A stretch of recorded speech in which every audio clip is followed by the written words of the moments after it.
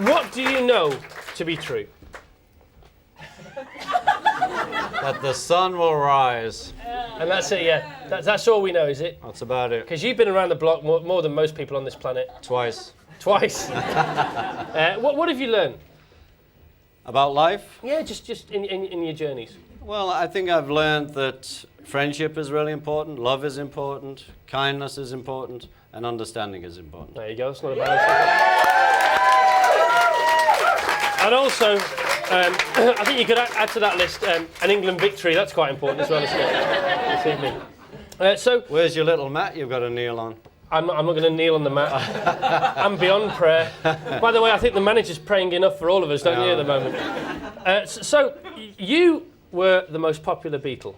In our house.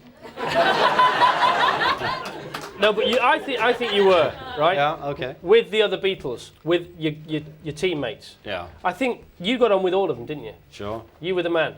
I am the man. Yeah, you didn't have a row with any of them? No rooks? Little contretemps, but nothing is, no violence. And one of the Beatles, George used to look out for you, didn't he? Well, George, when I joined the band, actually got a black eye for me. He fought for me. He used to look after you. Let's hear it for Georgie. Georgie boy. Thank you.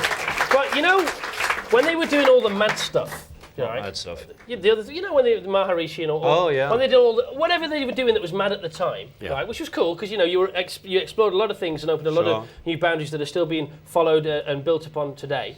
But you were the one. I think you were the one that had the quality control because you went with the mad things for a while. Then you said, "That's enough now, lads. This is getting a bit too mad." Yeah? Yeah, when they all went to... Well, when we went to India, it was pretty difficult for me because mainly, you know, I have this incredibly strict and really very straight diet just because I can't eat a lot of food. I'm allergic. And so India's pretty difficult to get a meal. And all the stuff I had was being stolen by the monkeys in the trees, so... Lots of flies. So units, I was out of there. Units home before everybody else. I did. Well, we only sort of went for 2 weeks, you know. It's we weren't planning at the time, Maureen and I, to go for a long time. We just thought we'd go for a couple of weeks, see what happens. Units out there. And it was fine. I mean, you know, go into the bathroom and making a lot of noise so the scorpions wouldn't attack you was not my idea of heaven.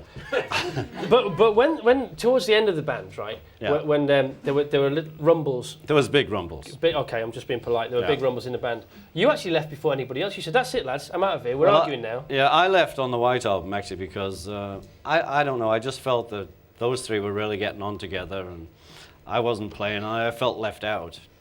And I went over to... Yeah, and then I went over to John's. I said, let me in. He was actually staying at one of my places. And... Sorry. And I said, well, you three are really close, man. And, you know, I just feel left out. And he said, I thought it was you three. So I thought, It was like that, was it? Things are getting crazy. So I went over to Paul and I said, you three are really close, and I feel left out. And he said, I thought it was you three. So I said, well, I'm going on holiday. I didn't even pop over to George's. I went to Sardinia.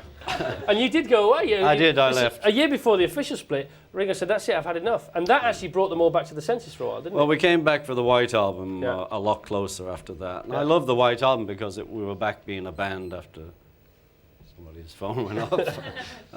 You know, Pepper was great, but it was a lot of other people being involved. With the White Album, we were as a band. And nowadays, you still get on with George, you still get on with Paul. You played on Paul's last album. I did. He just played on mine too. And you're going to come back. The first. Look, what about this? The first show back in September. Yeah, right? great. I've got to come back to work in September. You're going to think I don't want to go back to work. Well, Ringo's going to come and play on the first show back, which is going to be. I can't wait for that. Sure. It's going to be brilliant.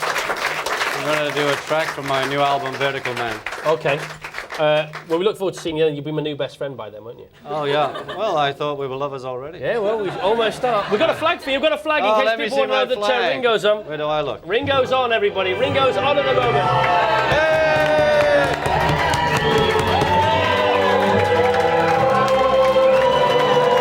Ringo's on. Ringo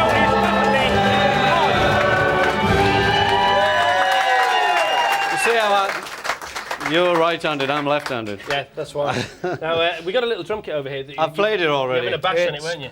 Is it a crap drum kit? But it's nice for you. I mean, you can bash around. Oh, I bash around on anything, Ring. I've got to be honest. Oh, I don't want to know about your personal All life. right, mate.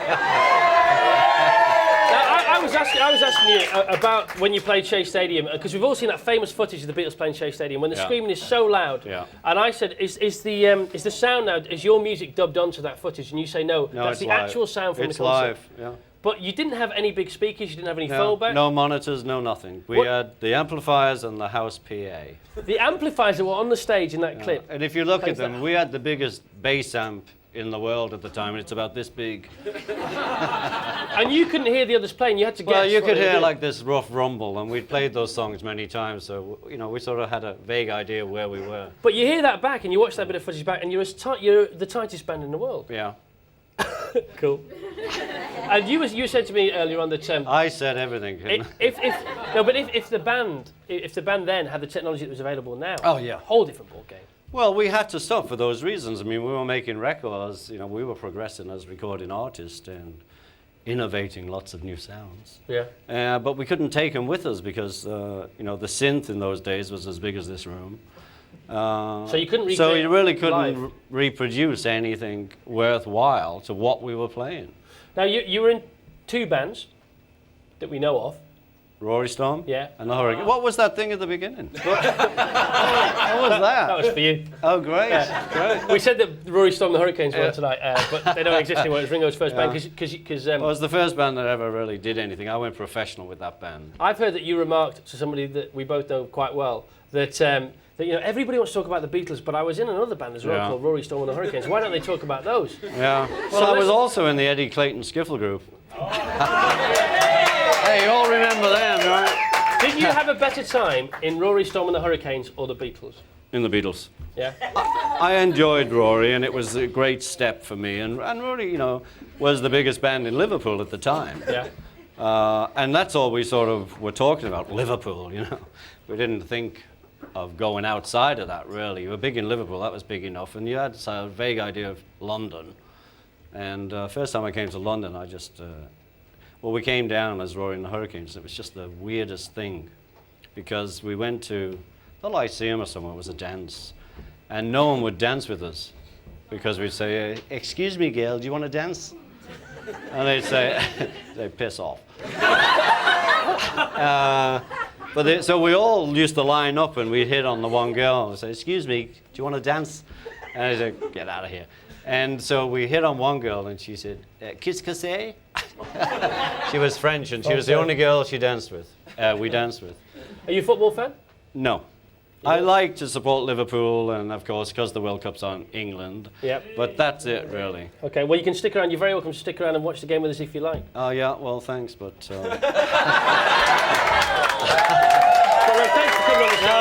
I have such an important engagement. Well, thanks for coming on, Ringo. We'll see you straight after the summer. Ringo Starr, everybody.